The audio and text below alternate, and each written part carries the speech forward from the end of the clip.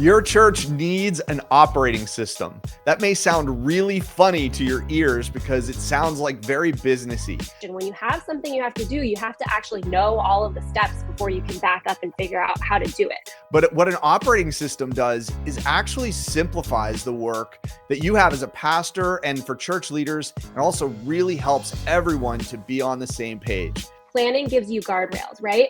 It allows you to actually go faster because you have somewhere to go. It's clear what the road is. And today we're going to talk about what it looks like to develop an operating system for the church. You're going to get to actually see a real operating system and some of the technology that supports it. And if you stay to the end, Sarah's going to walk through the first 3 steps she would take if she was starting all over again. That was the point where we started to create an org chart, where we put all the pieces together. We had job descriptions, and then we just slowly trickled that down to every role in the entire organization. I'm really excited today to have a chance to interview the executive director of Brandywine Grace Church, a Harbor Network church, Sarah Greenslade. Sarah, thanks so much for being here. Yeah, thanks for having me. I'm looking forward to this conversation. That's awesome. Well, before we dive into the operating system, why don't you tell us a little bit about Brandywine Grace Church? What are kind of the origin story and what's happening with it? Yeah, so Brandywine Grace was planted 15 years ago, and they were planted out of a church about an hour away, and so came with a pretty large church plant group, all as one, that came out here together. And so as far as church plants go, we were well set up. So my husband and I were on the church plant. We weren't leaders at the time. We were just kind of coming along for the ride. And one of the benefits of having a lot of people come along on the church plant is that the church was well stocked from the very beginning, right? We weren't just 10 families trying to make it work. But I think what that did was that it let us survive in the church plant mentality for a really long time. And so there started to be a point where the church was growing. We were up to 2 services, still just, a few pastors on staff, that it started to feel like that church plant mentality was letting things fall off the plate, right? And what I mean by church plant mentality is the idea that we all just kind of push as hard as we can to an idea and hope that it works, right? And everyone's enthusiastic and you have everyone's buy-in, but it's not built in a way that's replicable, right? So every time you do something, it's this hard push towards it and everyone's happy and excited. But then once it's over, what do you do then, right? Do you do it again? Do you let it fall? And so there were these places where things felt like they were falling off the plate. And so that kind of came to a head for us in 2020. For everyone, things got a little crazy. Well, something happening in the world right then, right? Yeah, right. And so we started to realize that there were some things that needed to be dialed in a little bit in order to make the church function when we were lacking that daily, weekly communication points for church. And so for me personally, I had been the children's ministry director for about 8 years prior to that. And so I had kind of implemented some of these things that I do with building systems there, and had built the children's ministry under that auspice of a system and replicable and things like that. But when 2020 happened and we weren't meeting as a church every week, I started to turn my attention towards helping them produce the Sunday service as it was being live streamed. And as we started to do that, I realized, they're missing all the back end planning for these things. They don't have the long-term picture of what's coming next. It was a week to week activity for the pastors. And so as I started to dig into that, we realized that maybe this was the place that I could serve the church next. And so I transitioned out of children's ministry and into the role that I'm in now. Wow. So what was it like, when you stepped into that? What was the pastors and the elders like? What were their experience at that point? Like, what were they feeling and experiencing right then? Yeah. So, and I always want to be really careful about how I talk about this, because they were getting the work done, but Absolutely. They were tired and they were overwhelmed. So they would have a weekly staff meeting for the staff pastors where they just covered in one meeting everything that needed to be discussed: pastoral issues, Sunday morning planning, classes, everything in one meeting. So you can imagine you will walk out of that meeting feeling like the weight of the world is on your shoulders, right? Because you just discussed Yeah. everything that needs to happen, and there's no real clear picture of who's going to help you do any of those things, right?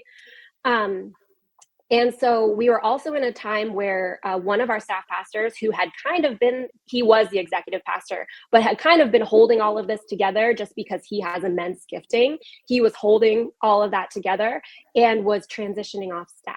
And so we were starting to also, they were feeling the fact that there were these giant gaping holes of, well, Dave always did that. Well, Dave always took care of that. We didn't even know someone was doing that behind the scenes because Dave just did it. And so they were feeling, I think, the weight of not having, Kenny and I call them guardrails all the time. Planning gives you guardrails, right?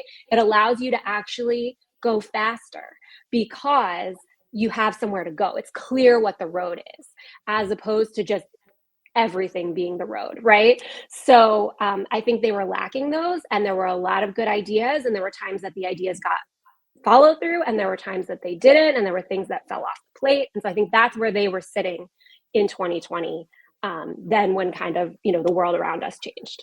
Great. So what were the things you did right out of the gate to try to start to change the Yeah. course a bit?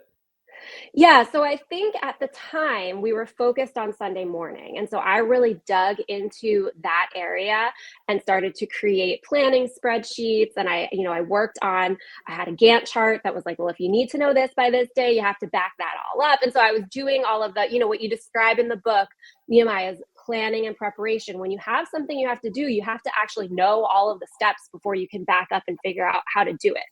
So I kind of dove into that on Sunday morning. But then in the midst of that, we had a conversation where it became clear that we didn't have job descriptions, that none of the pastors had specific things that were their job, right? So when it was things like, okay, well, if I'm going to create a timeline for when things need to be done, who's responsible for them, right? It was very difficult to assign tasks when no one had a job description. So that was the point where we took a step back and we said, you know what, this might be an organization-wide thing that we need to address. And so that was the point where we started to create an org chart, where we put all the pieces together. We had job descriptions, and then we just slowly trickled that down to every role in the entire organization.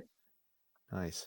And was there a formal way that you did that? Did somebody have a template? Did you use AI? Like, how did you Yeah. get that together? It's a great question, because we did feel like we were flying blind a lot of the time. Actually, so one of the guys he's on our leadership team now, but at the time he was transitioning into the role of finance director as our executive pastor was leaving. He works for a corporation, and he was one of the people that said to us, like, if you don't have job descriptions and accountability and an org chart, there's no way to make progress. And so he kind of walked us through those early steps of creating the org chart just from his corporate business knowledge. Like, this is what we do at my job, and this is how it works there. And then as we got further into that, we had someone else in the church approach us who uses the traction model in their job, and recommended that we read traction. And then it just took off from there. So we all read traction, we formed the leadership team, and we decided to adopt the model for at least a year to see how it went. Nice. And so it sounded like you were able to find some tools that were almost more set up for a commercial setting, but you were able to apply them in here. And now, and there's, interesting. I'm starting to hear some leadership, even your role and this person. Mm-hmm. There was at least periods of time where these were volunteer roles and mobilizing other leaders that were volunteers. So what were some of the dynamics there? Yeah, so that has been one of the things that has been challenging in all of this. So taking a corporate model and applying it to a church in and of itself is a challenge, right? Because we really want to hold super highly the vision and mission that we're attempting to accomplish, which is not numbers driven, is not profit driven. And then similarly, yes, it's much harder to write a job description when you're talking about volunteers, right? Because there's that different level of accountability that you have. And so even for us on the leadership team, there was a buy-in that we had to make, knowing that some of us are part-time, some of us are volunteer. And so there was a level of, I would say probably character that we were looking for in that kind of, you describe it as the right person for the right job in the book. We really had to assess the character and the needs and the capacity before we could kind of assign anything. And so I think that that's slightly different than the corporate world, where you have the ability to say, well, I'm paying you for this, so is it going to get done? And so I think that that was one of the things that we, looking back, we're so grateful to the Lord for the way that everyone did buy in. I think it was a huge part of the successes that we've been able to have, is that the Lord really knit us together as a leadership team, and that everyone has been on board with the way that we have done things, but we really tried to go about it very clearly. So our org chart starts with Jesus, Christ at the top. The next is our elders, right? So we've had to work out that dynamic between a leadership team, which is a team that is separate from our elder board. So the elders are over top of the lead pastor, who is over top of the leadership team. And so we just had to work some of those things out that are going to look totally different than the way that they would in a corporate structure. Yeah. Well, and that governance is really interesting. As a Harbor Network church, there's a lot of input, but it's not like you have to follow this governance Right. structure. Maybe talk a little bit, maybe just maybe this Yeah. is a little bit of a sidestep, but I know one of the Yeah. pastors spent a lot of time on a book of church order and, kind of Yeah. figuring that out. How did Yep. that play into all this? Yep. Yeah, that was really helpful to have all of that kind of as groundwork. One of the things that we did, and so it's almost the same as what we did for every job as well. We decided, what are the elders specifically called to? What are the things that are scriptural for elders to do? And we want to reserve those things for the elders. And so once we started to flesh that out, it gave us a little bit of clarity to say, okay, well, then the leadership team, we like to think of it a little bit more as the engine of the church. Like, so if we're a train, the leadership team's the engine. We're the one that's keeping the train moving. The elders are the conductor. They're deciding which tracks we're going on. And so as we started to lay out what those two different things might look like, there was a little bit of a Venn diagram. So then we got into the things that might overlap. And we just made a firm commitment that in either of those meetings, so the elder meetings are separate than the leadership team meetings. In those meetings, anytime that any one of us felt like, you know what, I'm not sure this is ours to do, we throw that flag. So when the elders might have started to get a little bit too deep in the nitty gritty of how something was going to happen, somebody throws the flag in that meeting and says, you know what, okay, we decided what's going to happen. Let's pass it on to the leadership team to figure out how it's going to happen. And vice versa in the leadership team, when we might be at a philosophical conversation here. We might be talking about what are our goals for this, initiative or whatever. We throw a flag and it goes back to the elders, So we were really wanting to be super clear, and that gets back to job descriptions, as to what the different roles were, with still giving that authority of governance to the elders. Yeah, that's great. So, as new people started stepping into leadership roles in this environment, or you started recruiting volunteers, what are some Mm-hmm. of the things you've done to help prepare them to do that? And what's actually Yeah. what appears to be a quickly and rapidly expanding group Yes. of volunteer leaders and volunteers? Yeah. Yeah. So when we started our org chart, what we kind of mapped out was who we already had, right? What was already going on. And it was, I think, like 34 people were on the org chart. By the time a year later that we had actually like really dug into the work and added some things, we were up to 75. And now at this point, we're well over 100. So it is something that you accumulate quickly. But I would say one of the things that we did to try to map all of that out was, in the traction model, they recommend these like big picture goal setting, right? So you do a 10-year picture, you do a 3-year picture, and you do a 1-year picture. So the way that we've structured it, the elders do the 10-year picture and the elders do the 3-year picture. Then they kind of hand all of that over to the leadership team with some recommendations about what would be done that year. And then the leadership team determines what will be done in the 1-year goals. And so what that's given us the ability to do is we were able to kind of lock into the places on the org chart that needed refinement and needed development. And so there are some things that are running just because they've always run, and that's fine. We're not trying to like bust everything up and change everything just for the sake of change, but there were a lot of places that we needed really in-depth specificity. So I would give you the example again of Sunday morning.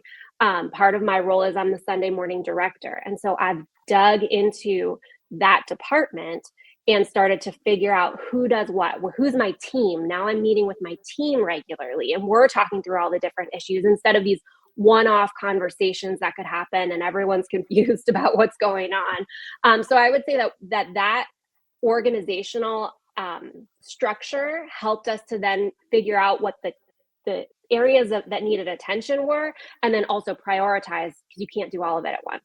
Prioritize which ones we would focus on at which time. Yeah. Well, and drawing from Nehemiah, one of the things that really comes out is how he segmented the work and Mm-hmm. identified champions and even Yeah. phased the work. There was Yes. the first attempt, Mm-hmm. like build the wall to 4 feet and then Yeah. the other 4 feet. Yeah. What are some examples of things that you did there to kind of to prioritize, divide, Mm-hmm. and phase the work? Yeah.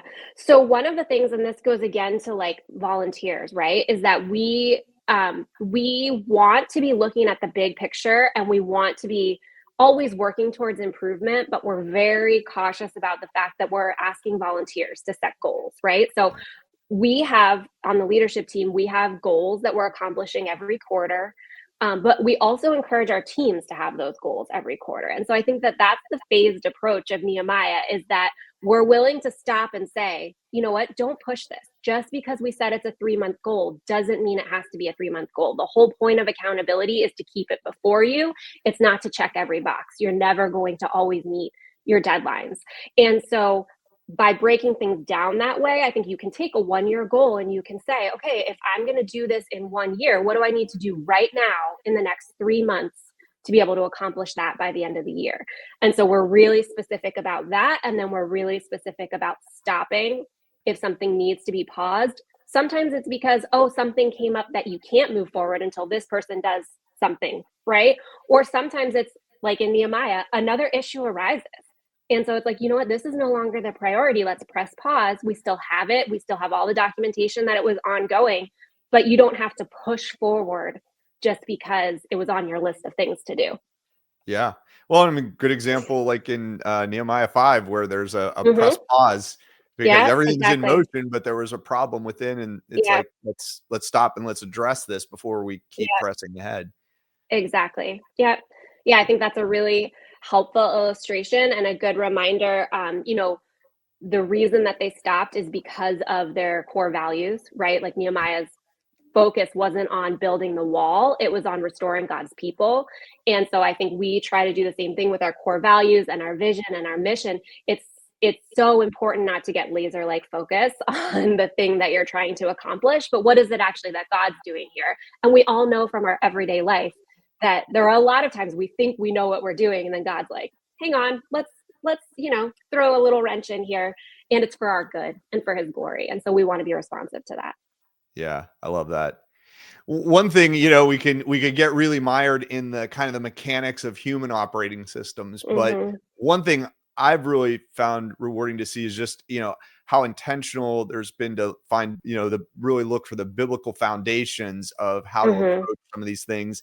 Particularly what comes to mind to me is the role of deacons and deaconesses in Hmm. the church and how that's really expanded. Maybe talk about, first of all, just those foundations, but then Yeah. how you've expanded, what that looks like. I mean, just even seeing roles that exist today that didn't even a year or 2 years Right. ago. Yeah. Maybe just share a little bit about that. Yeah.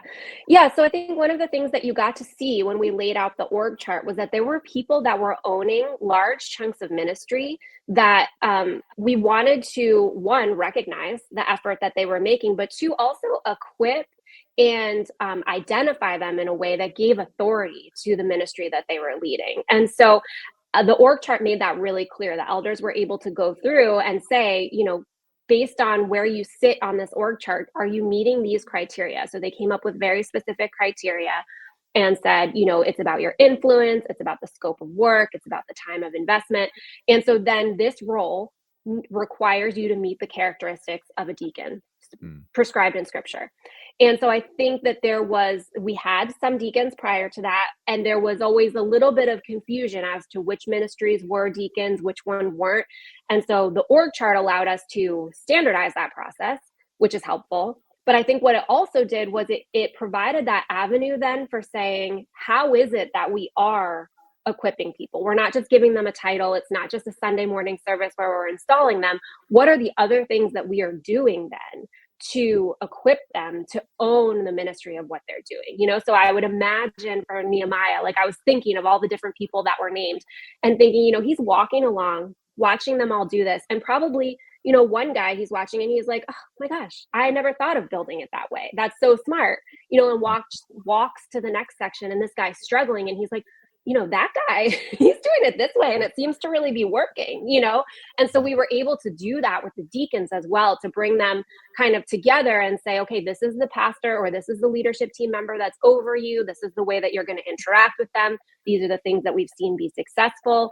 And then just kind of capitalizing on those opportunities to pour into them so that they can then go out and do the work that they've been called to do. Yeah, that's awesome.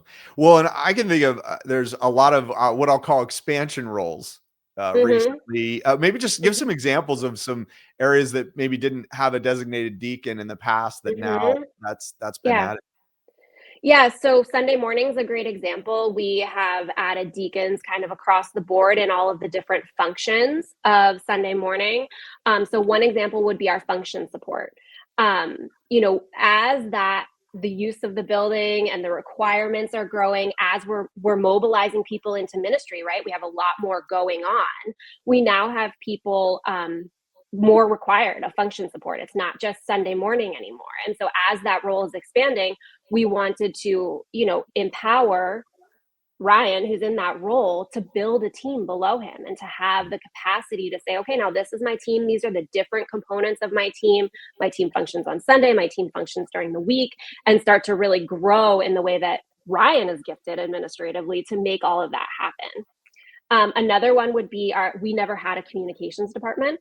And so in part of the org chart, we realized this is an oversight. We need something that's kind of holding the communication of the church together. And so we created an entire communications department. We've revamped the email. We're redoing our website.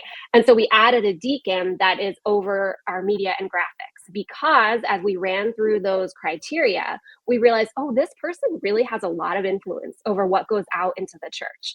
And so that would be one of the areas where maybe they're not caring for people in like the classic sense of a deacon, but they are influencing everyone in the church in a way that we would want to hold a character standard for that. And there's an accountability. And so I think those are some of the expansion roles that, as we started to systematize things a little bit more, we realized, let's give away some ministry, let's give away some responsibility, and let's also make sure that we're setting a precedent for the people that might be in those roles. Yeah.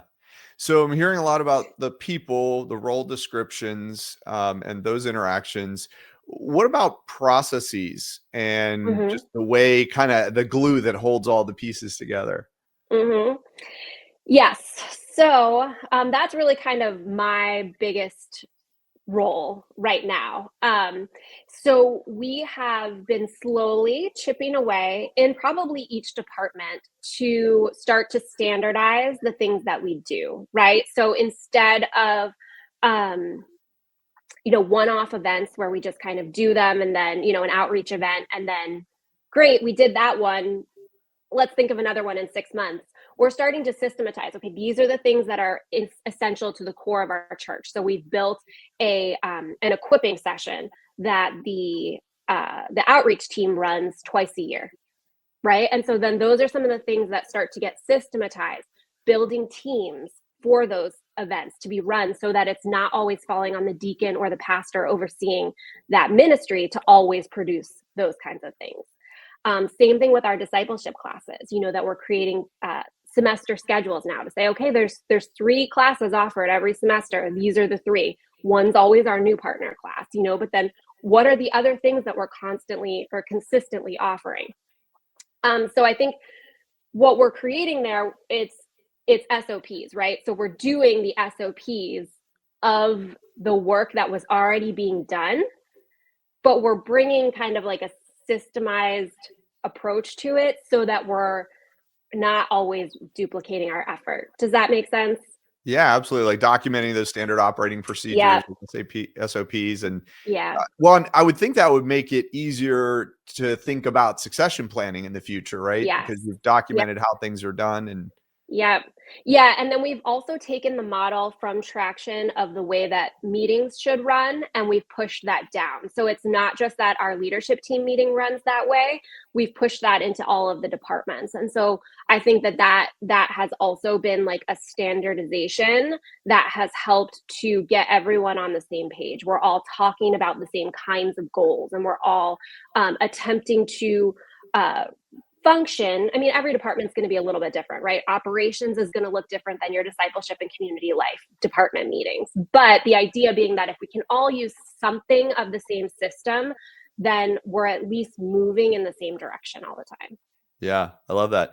Could you maybe just give a little detail of like, number one, I guess, what meetings you have? You mentioned at one point there Mm-hmm. was one meeting and it was just a glom of everything. What meetings Yeah. you have, and then what are some of the things you've done to standardize the way those meetings are Yeah. conducted? Yeah, so that is actually one of the things that we still weigh out the tension of every so often, because you can get meeting heavy. I think we all know that the meetings that we've sat through and thought this could have been an email, but it was when we first started. We were really impressed upon about the leadership team meetings being really significant. So we have those every other week for 2 hours. We have a leadership team meeting. Then each department has a department meeting that is their they vary in frequency, but that's the time for all the team heads to come together and collaborate and discuss what's going on. And then there are the individual meetings that happen weekly. Like for my team, Sunday morning, we're having multiple meetings throughout the week. That is the actual work of what we're doing week to week, right? So the department meetings and the leadership team meetings, those tend to be the ones that are a little bit bigger picture. And then our leadership team also meets for an entire day quarterly, where we plan out the next quarter. We review the past quarter, we plan out the next quarter. And then the elders meet once a month for their agenda meeting. And then they have an annual retreat where they do the big picture planning as well. Love that. I love that. Mm-hmm. So let's talk a little bit about technology. How does technology fit in to support what you're Mm-hmm. doing? And maybe have you had any tension in terms of trying to use technology to support what you're doing, but not getting Yeah. too tech focused? Yeah. Yeah. So for all of our organizational system, we are using 90, which is based on the same model from Traction. So it follows a lot of the same, for your meetings, it follows the same structure and everything. And the reason that it was valuable for us was that the idea of everyone being able to drop their issues into the meeting software, and then it compiles things for you to be able to keep track of timelines and documents and all of those kinds of things. It's been an invaluable resource for us that way, just to keep track of everything. When we were trying to learn a whole new process, to not also have did I send you that link? Oh, did I put my issue on that? So this keeps all of that in one place. And so those leadership team meetings are really the place where we dig into the issues. So we're talking about accountability. How's your goal going? How close are you to finishing your goal? We review the content of whatever your goal is together. But then it's also the place where you drop the things that are like, hey, someone came to me and asked for an answer on this question. What are we going to do? So those are the discussions that happen there as well. And that keeps track of everything in one place for us. Yeah, I love that. If you wouldn't mind just Yeah, doing a quick demo, showing us a little bit about sure. how you use that technology. And Yeah. one thing to say here too, this isn't an endorsement of this particular technology. It's just happens to be one that fits Mm-hmm. well with what you're doing, and it Yeah. just good example of ways to use technology to really help everybody stay together on one page. Yeah, yeah, and I would say we're probably not even using it to its fullest as it could be, because we keep a lot of our meeting agendas for the individual departments and things outside of it, but we're slowly incorporating. We just added another department to 90, so I think we're starting to get a little bit more involved with it. But you can see from here, the dashboard keeps track of everything that you're working on. So the rocks over here, these are our quarter rocks. So our quarter will end June 30th. And these are the rocks that were established back in the beginning of April. And so the little feet tell you what we're on track with. The green check marks are the ones that are completed. And then if something was not on track, you would see like a little red marker next to the rock. And so that's just a quick at a glance, where are we at right now in this quarter? How are things going? And then if you go to issues over here, you can see these are the things that different people are dropping in. So we've got different names over here that are dropping in the different things that we need to discuss in our upcoming meeting. And then if something comes out of one of these issues that turns into an action item for one of us, we'll turn it into a to-do. If it's a group action, you can tag a couple of different people on it, which is really helpful. And then the last thing is that the meeting section, it gives you the option to set up the meetings however you want to set them up. So this is what's really nice is that it times the meeting for you, because one of the things that we all know is you can get into a meeting that stretches on forever. And so this has a timer, counts down how much time you have, which is really good, because there's certain issues that you get into and you're talking about it for 30 minutes, out of the 90 that you have for all of your issues. And so one of us will kind of throw a flag and say, do we need to table this for right now? Or what is the action item? How do we keep this conversation going? And so I think it's really helpful to have that kind of laid out that way and not let your meetings expand into, 3-4 hour conversations, because they shouldn't be. And so you can see we just run through all of these topics. And then we know what we're coming to. We know what the meeting is going to look like. We know where to put all of our information, so anyone can go in and add an issue from here. You can add an issue. You can add a to-do. You can add. We call them headlines. So say someone's stepping down in your ministry, and you just kind of want to let everyone know. You can add a headline there and say, hey, just want to let you know so-and-so is thinking about stepping down. And then that might turn into an issue where it's like, hey, let's brainstorm. Who might this next person be? But headlines are also things like, hey, we ran this discipleship equipping class and 50 people came out. So those are the places for encouragement as well.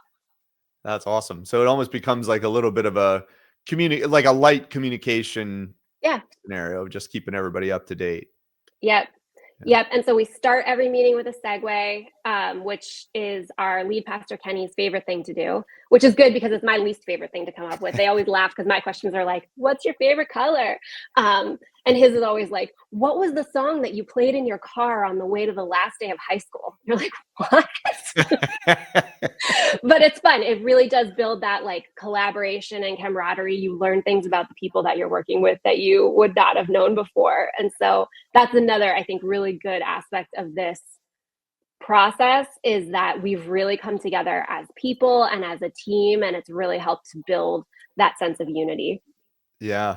And as you're using a lot of these tools incrementally, weekly, monthly, quarterly, are there ways that it helps you, zoom out a little bit and look at the bigger picture? Yeah. So one of the things that we do in that day-long meeting that we have is that we will, in the issues, you'll see like these are our short-term issues. So these get added to the next leadership team meeting. We have one on Friday. The long-term issues are the ones that get put into that conversation for those quarterly meetings, where we have a little bit more expansive time to talk about the big picture things. And so those are the times where we talk about what the goals are for the next quarter and what are the issues that kind of need a little bit more attention and addressing. And so that's the opportunity to kind of redirect at that point if we need to. So I'll give you an example. One of my goals that you can see for this quarter was these aren't correct. One of my goals was to establish a volunteer engagement plan. So just kind of what we're doing. There's some missing pieces, right? Anyone in a church can feel the struggle of what do you do when your children's ministry director comes to you and says, I need more helpers. Okay. We've got our things that we do. So I'm establishing that plan. But as I'm doing the research into the things that we're doing, the things that we should be doing, I realized I got to take a step back here. There's some other really key missing pieces in our leadership development that I need to focus on. And so I'm going to show up to my next leadership team meeting with, okay, guys, this is the plan. This is what we're currently doing. But I would like to have a more substantial conversation in our next quarterly meeting, that I think one of my next rocks is going to be that bigger picture of what's going on. So it's an example that as you're working on something, you're going to uncover other things that need to be done. And so then I think this gives us that opportunity to refine our focus. And so then we go back and we can look at our VTO and we can say, oh, okay, you know what, actually addressing the bigger picture of leadership development is one of our 3-year pictures, and so is that something that we should put attention to right now? Or is that something that the team might say, I can see you're excited about it, Sarah, but press pause. That's not one of our priorities right now. And so I'll go into that meeting willing to hear that, and they'll come in ready to share their feedback. And I think that that's really helpful, because we all know the experiences where someone's gotten a good idea and you start to run with it, and other things that maybe needed to be done before that fall off the edges. So I think this is the way that kind of manages both of those, where it helps you to reprioritize when you need to, but it's also that feedback to say, hold on, I see you're excited about that, but I'm not sure that it's our top priority right now. Yeah, I love that. Yeah, and just looking at all of this, I think a lot of times there can be this tendency to think of the operating system is like the software, the technology. Right. And you can really see here, this is technology is kind of supporting, but it's really about the people, the processes, the priorities, the alignment with vision and mission. Mm-hmm. I really love that. Now, you mentioned VTO. Tell us a little bit about what Yeah. that is. Yeah, so VTO comes right out of Traction. It's the Vision and Traction Organizer. And so what it does is it compiles your 10-year goals, your 3-year goals, and your 1-year goals. And it's so that you can keep track of all of those things with everyone. But we also have kind of been using it so you can see that you could put it into 90. We don't always put it into 90, because one of the things that we found a value in was being able to follow the thread. So that every time we're reassessing every year at the leadership team retreat and the elders retreat, where we're saying, okay, we have a new 3-year picture, right?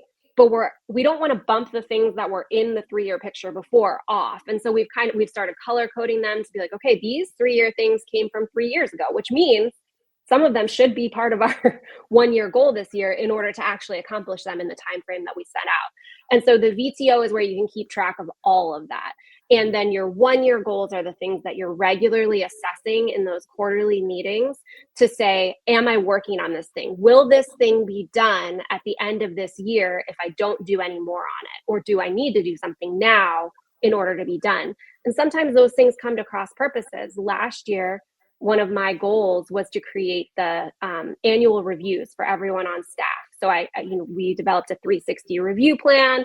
I created a whole system for how that was going to work. But at one point, there was something else on my plate that I was like, okay, guys, I can work on these reviews, or I can work on this. What do you think?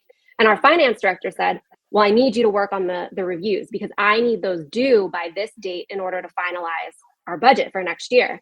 And so it was just kind of that helpful interaction that kept us on track in a way that was going to serve the church and serve all of us with that priority that I had no idea he was waiting on it for a certain time frame, So I think that the VTO is the thing that kind of holds all of that together, where you're constantly looking and saying, what did we say was a priority? What did we identify? And if we let these other things kind of crop up in the meantime, it can really take you way off track.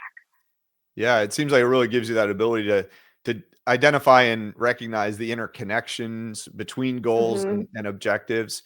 Yep. Also, just to track success. Like at the end of the year, it seems like you have a Yes. good way to say, "Hey, we did it," or Yep. "Oh, we fell short."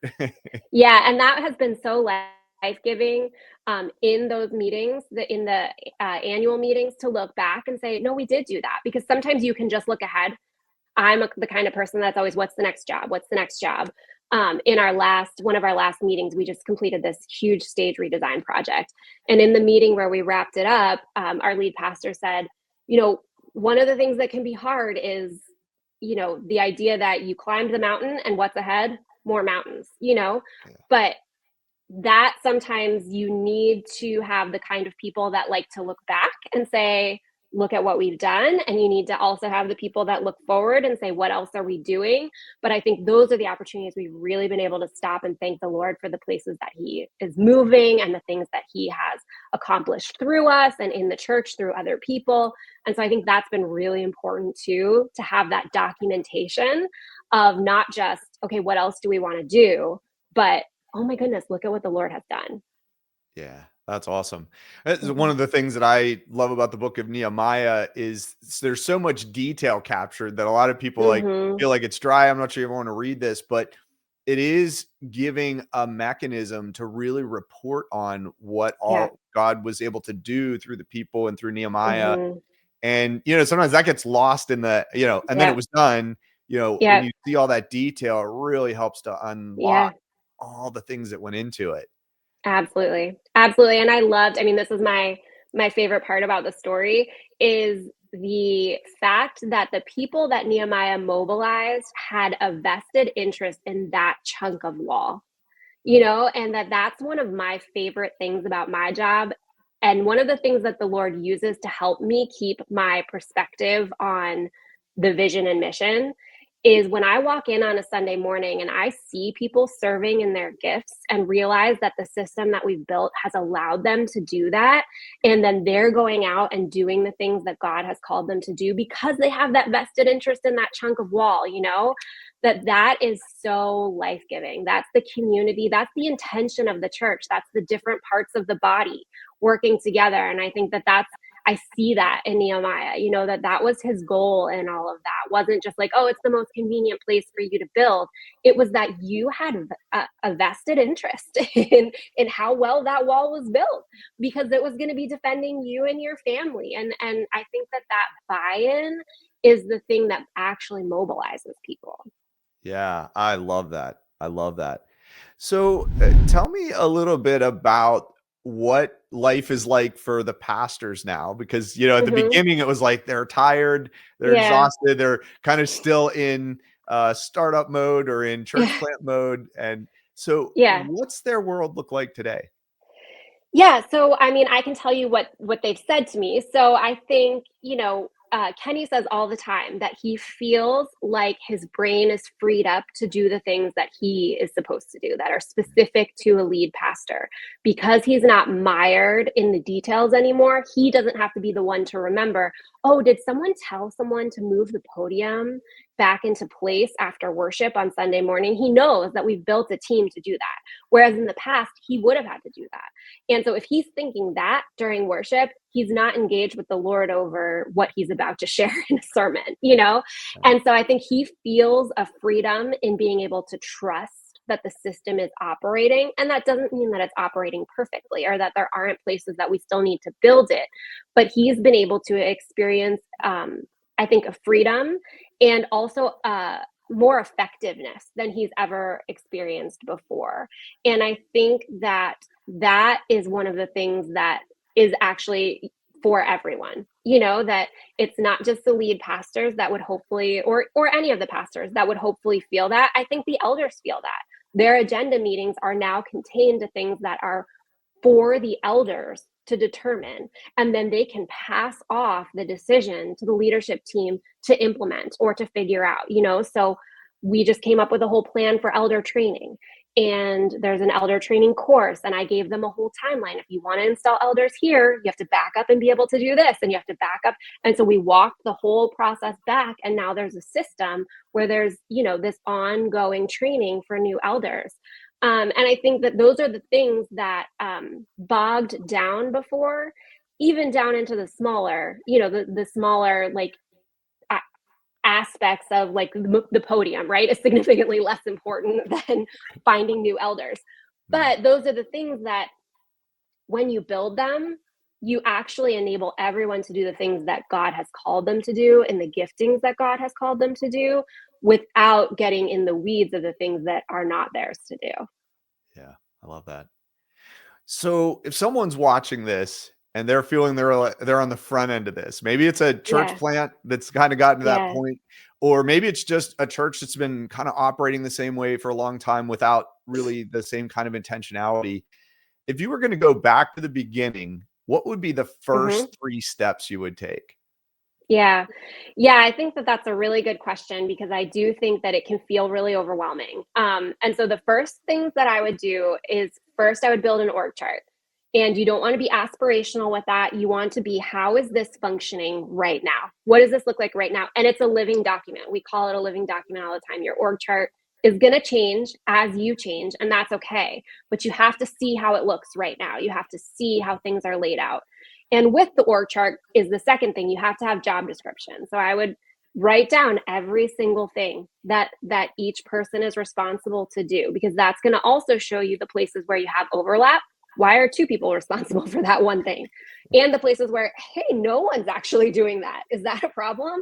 And so those things will come clear. And then the third is then you get to Nehemiah's planning and preparation. Once you know those things and you know what you're working with, you can say, okay, what are our goals? Where are we going to go from here? Are you making a 5-year plan? Are you making a 3-year plan? 1-year goals? And then you have something to work towards. And so some of those goals, as you made your org chart, might be, oh, we don't have at all an outreach department. Okay, that's probably one of your goals this year, right? If it's a core value of your church, it should be on your org chart. And so I think that those are the things that help you to focus in on the priorities and start to build a system that will allow you to make those changes, big or small, to get where you want to go. I love that. So step 1, create an org chart. Step 2, Mm-hmm. create job descriptions. Step Yep. 3, big picture goals, really getting Yep. those and ready for that preparation and planning. Yeah. I Yeah. love it. Very good. Well, this has been awesome. So you gave us a little bit of a hint at this, but I always like to ask before we wrap Yeah. up, what's your favorite Nehemiah moment? Mm-hmm.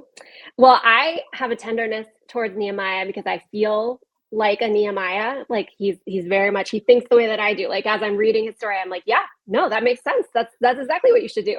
But as I mentioned, I think that the specificity of the people that were doing the work, and that Nehemiah would take the time to record their names for posterity, really meant something to me. Because I think that I look around at our church and I see so many people serving so selflessly and with gifting that you just, I mean, like an example would be our tech team, right? Like the things that these people know and the skills that they're bringing. And I'm directing a project of, helping them to reorganize something. And I have no idea what they're talking about, but it doesn't matter, right? Because they do. And it is just such an encouragement to me to think that God has made us all that way. And then he intends for us to function together. And I think the fact that Nehemiah saw that and he capitalized on that was the key to his success. He could not have built the wall if he didn't approach it by recognizing that each person had value and was bringing something to the team and deserved the respect of that. That's awesome. Well, Sarah, thanks so much for just spending some time with us today. Yeah, thank you. I think so many people will really value what you showed here today and your input, and love hearing this story. Yeah, thank you so much. I appreciate the opportunity. All right. Thanks for being here. Yep.